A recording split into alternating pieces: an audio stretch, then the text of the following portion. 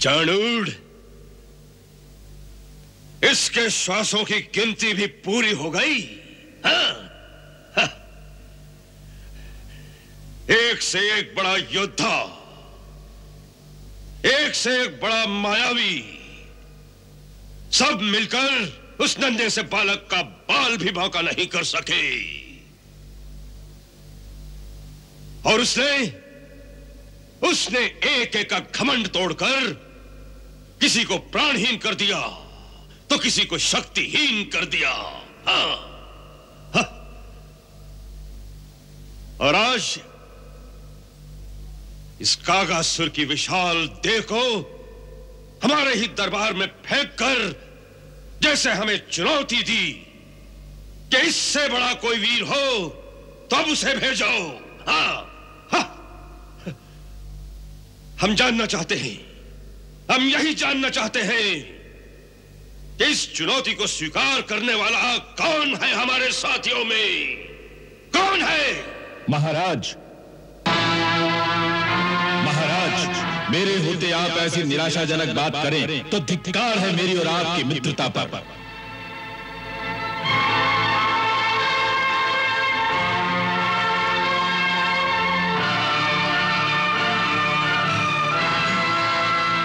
उत्कच। हाँ महाराज, उत्कच आपका मित्र।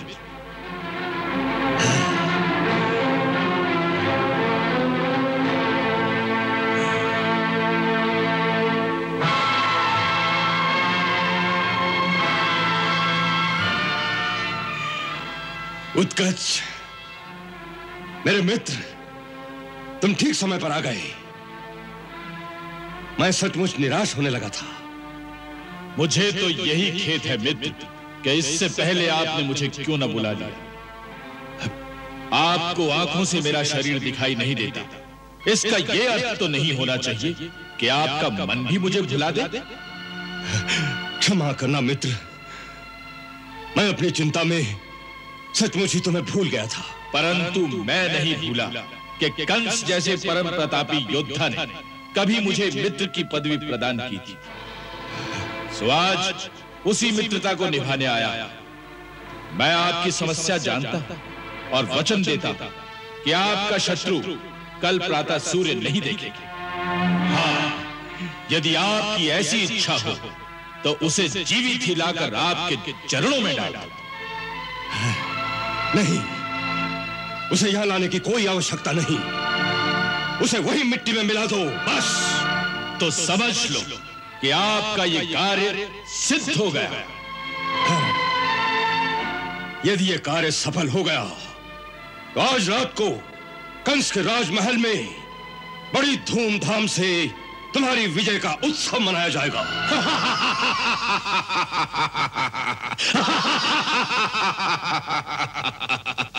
ये यदि का शब्द मेरी शब्दावली में नहीं है। मैं दैत्यराज हिरण्याक्ष का पुत्र उत्कर्ष सबके सामने प्रतिज्ञा करता हूं कि आज ही सूर्यास्त से पहले आपके शत्रु का अंत कर दूंगा। आप उत्सव की तैयारी करें। हाँ, अवश्य।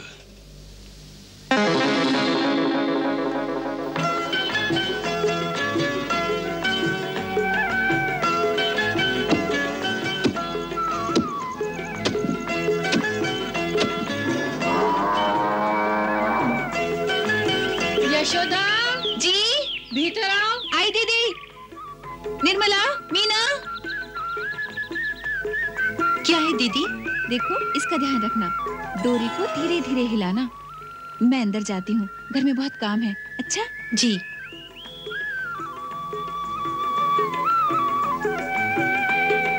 मिर्ची को अच्छी तरह फैलाना चाहिए, धूप लगनी चाहिए ना, ऐसे।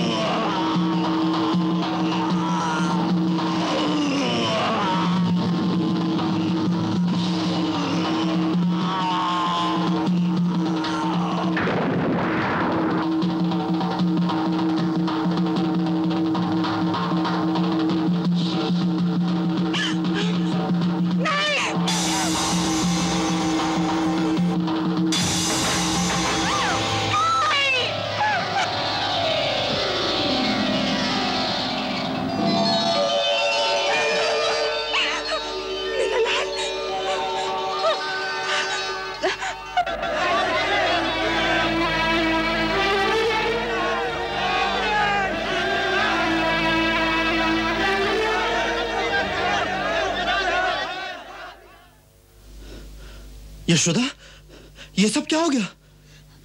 क्या हुआ यशोदा? ये छकड़ा कैसे उल्टा हुआ? पता नहीं, हम तो लल्ला को झुला रहे थे। सहसा ही एक चर्र की भयानक ध्वनि हुई और ये शकट आकाश की ओर उछला, फिर गिरकर टूट गया।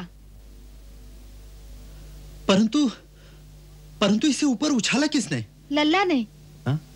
लल्ला ने? तेरी बुद्धि तो ठिकाने है? मैं सत्य कहती हूँ, मैंने यही देखा कि लल्ला ने पैर का अंगूठा लगाया और ये शकट ऊपर उछल गया। परंतु बालक, अपने अंगूठे से इतना बड़ा शकट कैसे उलट सकता है? तेरी मति तो नहीं मारी गई है? नंद बाबा, पुत्र के हाथों से दान दक्षिणा दीजिए। एक बड़ा ग्रह आने वाला था, वो प्रभु की कृपा से टल गया। बस इसे किसी की कुदृष्टि लग गई है। तुम ठीक कहते हो। इन 2 महीनों में कितनी बार इसके प्राण बचे। हम कल ही गुरुदेव शांडिल्य के पास जाएंगे और उनसे पूछेंगे कि इसकी जन्म कुंडली में ऐसा कौन सा ग्रह है जिसके कारण बार बार इसके प्राण संकट में पड़ जाते।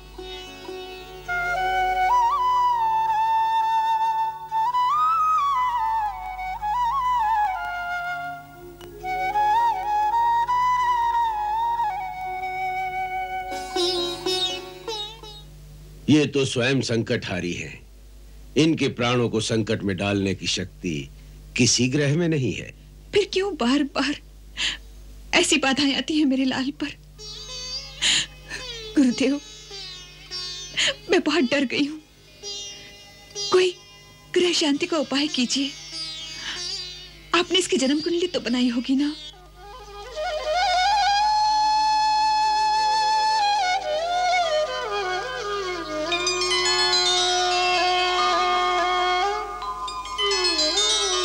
देवी यशोदा, जो जन्म लेता है उसकी जन्म कुंडली बनाई जा सकती है, परंतु ये तो अजन्मा है।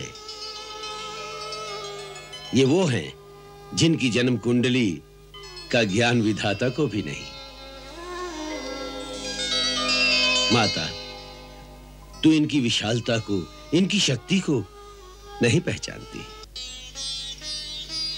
ये वो हैं जो हम सब की आत्मा में प्रकाशमान है, जो धरती के कण कण में प्रतिबिंबित है। गुरुदेव, ऐसी बातें मैं पहले भी बहुत सुन चुकी हूं कि स्वयं भगवान जी हम सबकी आत्मा में विराजमान है। हर मनुष्य भगवान का ही रूप है। मैं भी भगवान हूं, आप भी भगवान हैं, और मेरा लल्ला भी भगवान है। परंतु ऐसे ज्ञान ध्यान की बातें संत महात्मा की समझ में आ सकती हैं, लेकिन एक माता के हृदय की चिंता इन बातों से शांत नहीं हो सकती। आप हमारे कुलगुरु हैं, हमें केवल आपका ही सहारा है। आप ही हमारी सुरक्षा कर सकते हैं। मुझे विश्वास है कि किसी भूत प्रेत की छाया हमारे घर पर पड़ी है, जिससे ये सब उत्पात हो रहे हैं।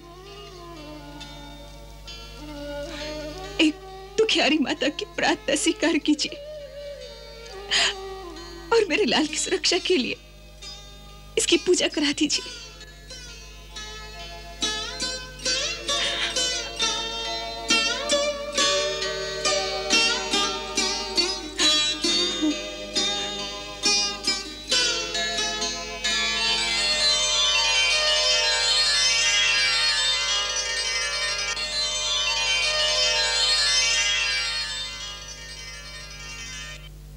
अच्छी बात है, जैसा तुम कहती हो, इनकी पूजा ही कर लेते हैं। हमारे अहोभाग्य।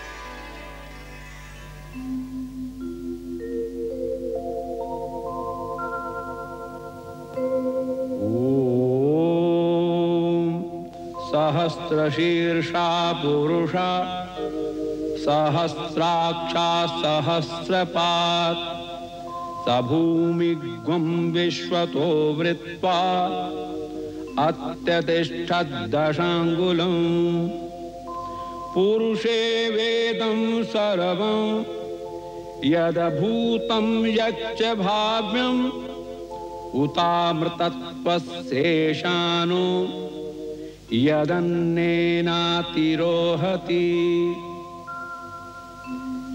एतावानस्य महिमातो जायांश्च पूरुषाः पादोस्य विश्वभूतानि त्रिपादस्य अमृतं दिवि त्रिपादूर्ध उदेत पुरुषः पादोस्येहा भवत् पुनः तस्माद् विराड जायत विराजो अधिपुरुषः सहस्रशीर्षा पुरुषः। वाह, क्या लीला है आपकी। शांडिल्य मुनि से पुरुष सूक्त के मंत्रों द्वारा अपनी ही स्तुति करा रहे हो। राधे, ये सूक्त हमें अति प्रिय है। इसे स्वयं ब्रह्मा जी ने रचा था। विराजो अधिपुरुषः। नाथ, कहते हैं जिसके भाग्य उदय होते हैं उसी को आपके द्वारा मृत्यु की प्राप्ति होती है, क्योंकि आपके हाथों मरने वाले को तो परम गति प्राप्त होती ही है।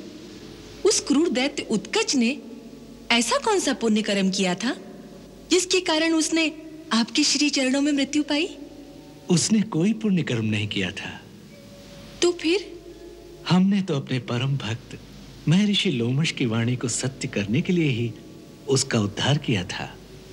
वो कैसे? चाक्षुष मनवंतर में जिन दैत्यराज हिरण्याक्ष का उद्धार करने और पृथ्वी को समुद्र से निकालने के लिए हमने वारा रूप धारण किया था, ये उत्कच उसी हिरण्याक्ष का बड़ा लाडला पुत्र था। उसे अपनी विशाल देह पर बड़ा अभिमान था और ऋषियों के आश्रमों में बड़ा उत्पात मचाया करता था। एक दिन महर्षि लोमश के आश्रम में उसने अपने शरीर की रगड़ से सारे वृक्ष गिरा दिए।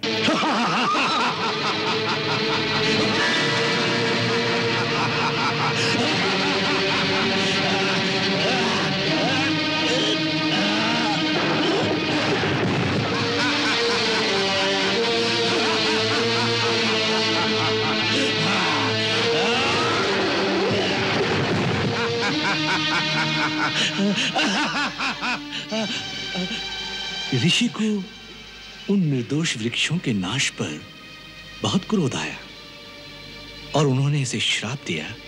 हे दुर्मति, तुझे अपनी देह पर बहुत गर्व हो गया है। जा, देह रहित हो जा। विदेह भव दुर्मते।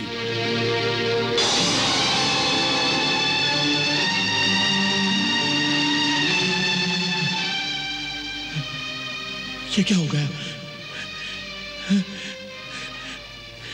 नहीं, क्षमा क्षमा महर्षि, मुझसे अपराध हो गया। मुझे क्षमा कर दीजिए महर्षि, मेरा अपराध क्षमा करें। दैत्य स्वभाव के कारण मुझसे भूल हो गई महर्षि, परंतु ऋषियों का स्वभाव तो क्षमाशील होता है।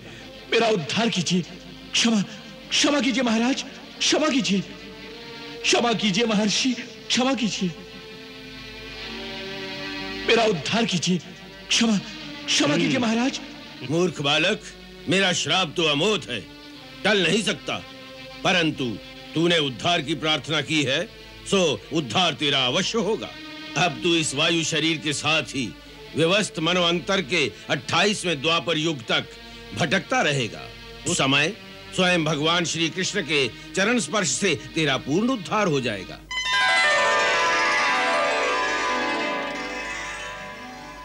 राधे, हमारी अपनी आन रहे न रहे, परंतु एक भक्त का वचन हम कभी झूठा नहीं कर सकते।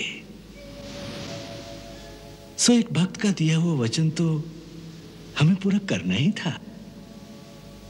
प्रभु, आपकी लीला आप ही जाने।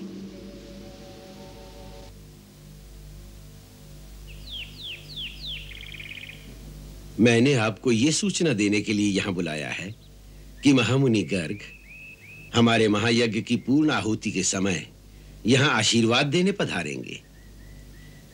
हमारी इच्छा है कि उस समय वे देवी रोहिणी के पुत्र का नामकरण संस्कार भी कर दे तो अच्छा होगा।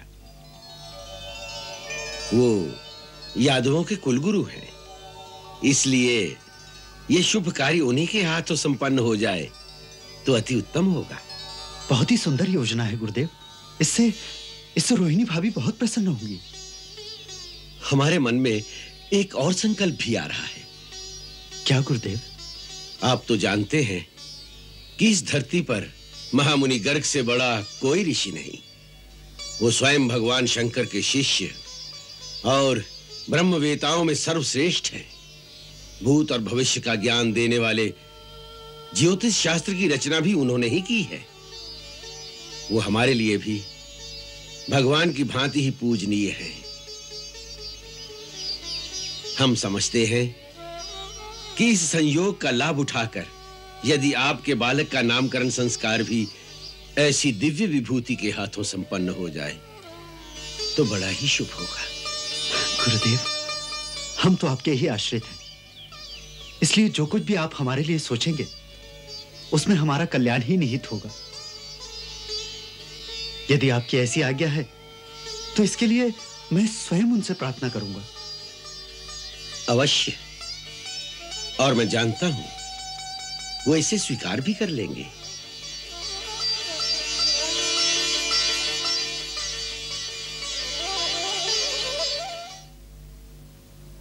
यशोदा, यशोदा, भाभी,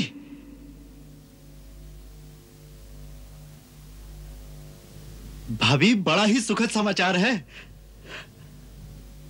क्या बात है? बड़े प्रसन्न दिखाई दे रहे हैं। आप तो गुरुदेव से मिलने गए थे ना? हाँ, और उन्होंने ही यह समाचार दिया है कि आपके कुलगुरु महामुनि गर्ग स्वयं गोकुल में पधार रहे हैं। गुरुदेव ने कहा है कि उसी अवसर पर भाभी के पुत्र का नामकरण संस्कार भी उन्हीं के करकमलों से संपन्न करा देंगे। ये तो बहुत ही सुंदर समाचार है नंदराय जी। मैं तो न जाने कब से शुभ घड़ी की प्रतीक्षा कर रही थी। और यशोदा, गुरुदेव ने एक और सुंदर योजना बनाई है। हमारे लल्ला का नामकरण भी? हाँ, गुरुदेव की इच्छा है कि हमारे लल्ला का नामकरण संस्कार भी महामुनि गर्ग के द्वारा ही हो। उनका कहना है कि इस समय संसार में महामुनि गर्ग जैसी दिव्य विभूति दूसरी और कोई नहीं। स्वयं गुरुदेव भी उन्हें अपना पूजनीय मानते हैं। हाँ, उनका कहना है इससे हमारे लल्ला का परम कल्याण होगा। सच? हाँ, इसीलिए वो स्वयं उनसे प्रार्थना करेंगे कि हमारे लल्ला का नामकरण संस्कार उन्हीं के द्वारा हो।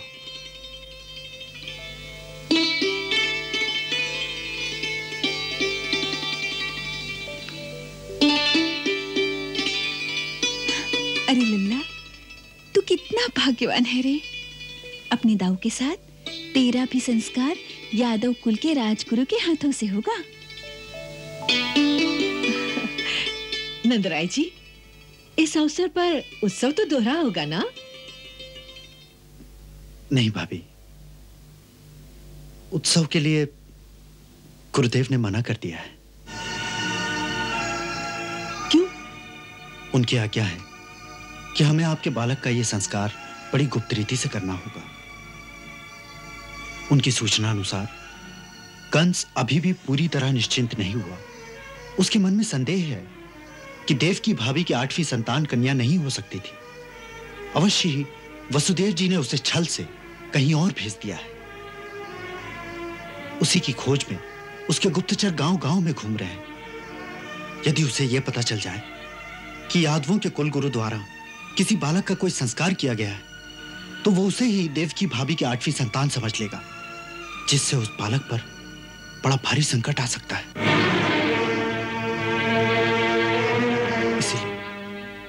इसीलिए गुरुदेव ने ये योजना बनाई है कि आश्रम की गौशाला में दोनों बालकों का संस्कार गुप्त रीति से करा दिया जाए।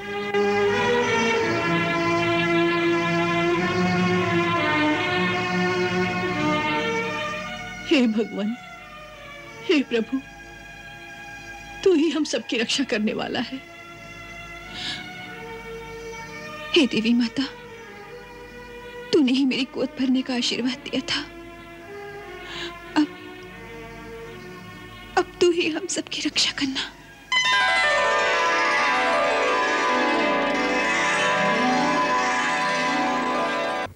कुमार वसुदेव, जैसा मैंने आपको बताया था, मैंने महर्षि शांडिल्य को संदेशा भेज दिया है। उसके अनुसार उन्होंने एक यज्ञ का अनुष्ठान करके हमें उसमें सम्मिलित होने के लिए न्योता भेज दिया है। इस प्रकार हमारे गोकुल जाने से कंस को किसी प्रकार का संदेह नहीं होगा और हम आपकी इच्छा अनुसार शास्त्र मर्यादा के अनुरूप ही आपके बालक का नामकरण संस्कार संपन्न कर देंगे। गुरुदेव, ये सब आपकी परम अनुकंपा ही है। गुरुदेव, मेरे पुत्र को मेरी ओर से भी दीर्घायु होने का आशीर्वाद अवश्य दीजिएगा। देवी, मनुष्य के लिए दीर्घायु होना ही पर्याप्त नहीं, उसको तो ऐसा आशीर्वाद दो कि उसका जन्म जिस उद्देश्य से हुआ है उसमें वो सफल हो।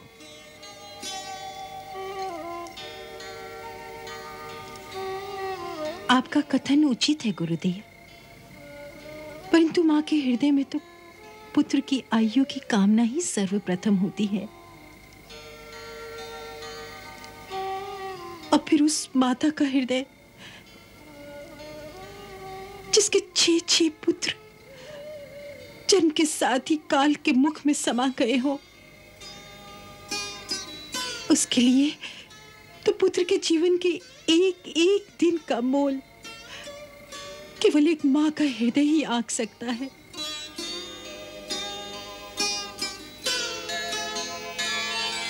आप इसे स्त्री की हृदय की दुर्बलता भी कह सकते हैं, परंतु उस दुर्बलता के पीछे जो संतान के मोह की विवशता है, केवल एक स्त्री ही जान सकती है। पुरुष इस भावना की गहराई को नहीं समझ सकते, वो इसे दुर्बलता ही कहेंगे, परंतु ये मोह की पीड़ा ही स्त्री का जीवन है।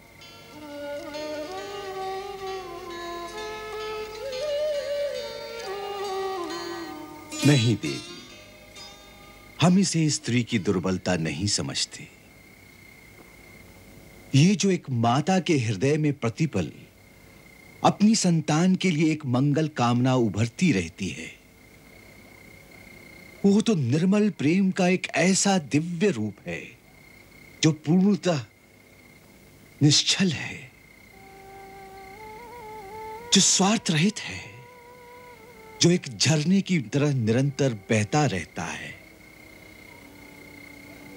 सच्चे प्रेम का ऐसा दिव्य झरना सारी सृष्टि में मां के हृदय को छोड़कर और कहीं नहीं मिलता, और इसीलिए मां का आशीर्वाद प्राणी के लिए सबसे बड़ा कवच होता है। मां का यह निश्चल प्रेम ही प्राणी की सबसे बड़ी शक्ति है। इसीलिए जो अभागा अपनी मां का तिरस्कार करता है, वो इस संसार में कभी विजयी नहीं हो सकता। सो हे देवी, हमारी बात को अन्यथा मत समझो। हम तुम्हारा ये आशीर्वाद तुम्हारी संतान तक अवश्य पहुंचा देंगे। माता का और क्या आदेश है।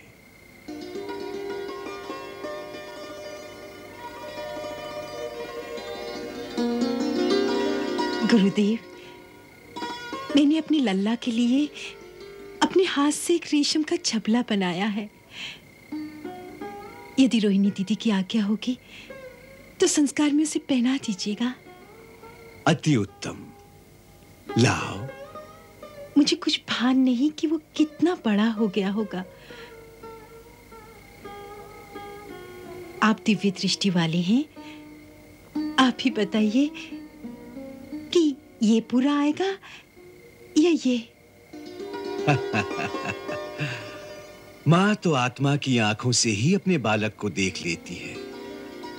माँ से अधिक साधु की दृष्टि नहीं हो सकती। ये तुमने अच्छा किया जो दोनों बना दिए। दोनों मुझे दे दो।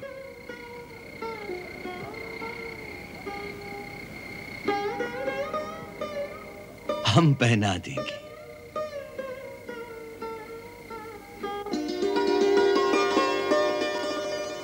धन्य है आपकी लीला प्रभु। मां की आत्मा में भी ऐसा दिव्य ज्ञान भर देते हो कि अनजाने में भी उसके हाथों सारे कार्य ठीक ही होते हैं।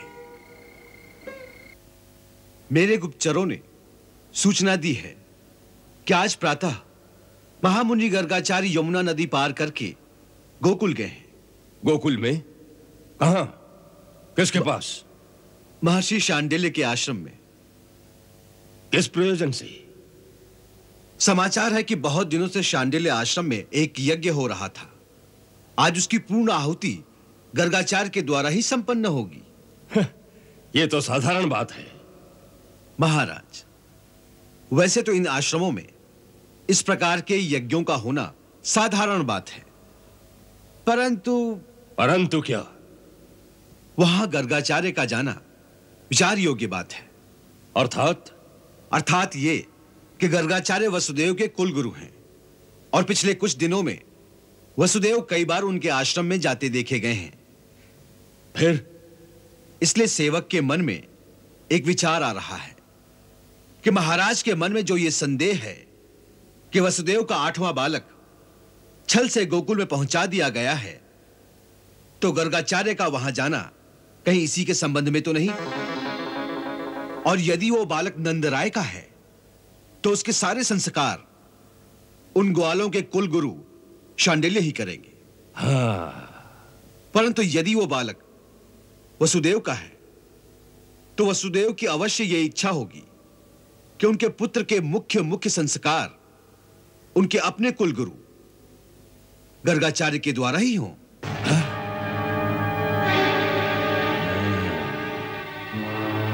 अवश्य यही बात है। महामंत्री, तुम ठीक समझे। अपने गुप्तचरों को वहां भेजो जो गोकुल में जाकर गर्ग मुनि की गतिविधियों पर पूरा ध्यान रखें। जी महाराज। हम अभी तक जो भी करते रहे केवल एक अनुमान पर ही करते रहे, क्योंकि अभी तक पूर्ण विश्वास से तो यह कहा नहीं जा सकता कि यह वही बालक है। मुझे आशा है कि इस बार यह संदेह भी मिट जाएगा। मैंने अपने 2 विश्वस्त गुप्तचरों को शांडिल्य मुनि के आश्रम में भेज दिए हैं। वो साधु वेश धारण करके वहां सबके बीच में ऐसे घूमते रहेंगे कि किसी को पता भी नहीं चलेगा। उत्तम, अति उत्तम।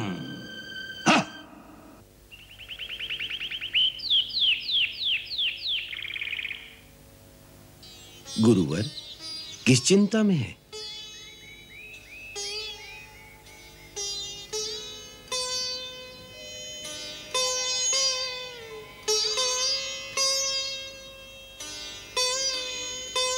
प्रभु, देवी रोहिणी और नंदराय दोनों बालकों को लेकर आ गए हैं। आपकी प्रतीक्षा कर रहे हैं। चलिए प्रभु।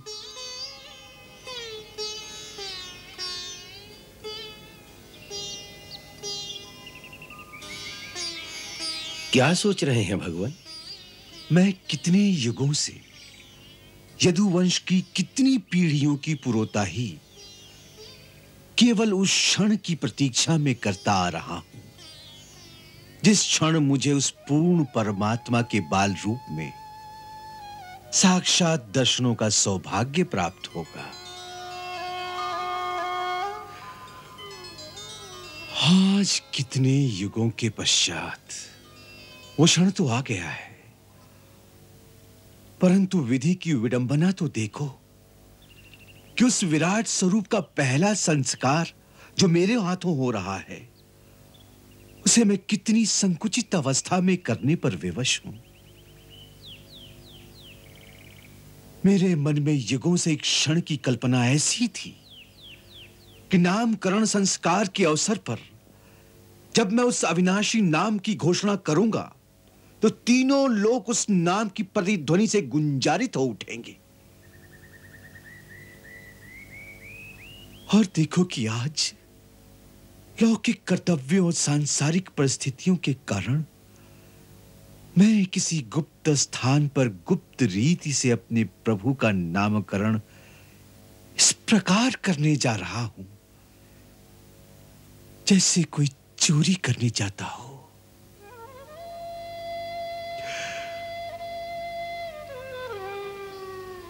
हाँ। अच्छा, यही तेरी इच्छा है तो यही सही।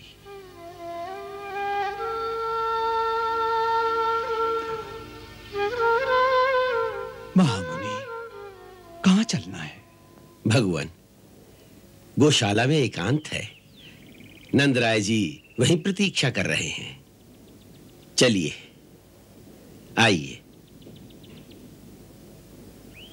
आइए। मैं अनुग्रहित हुआ।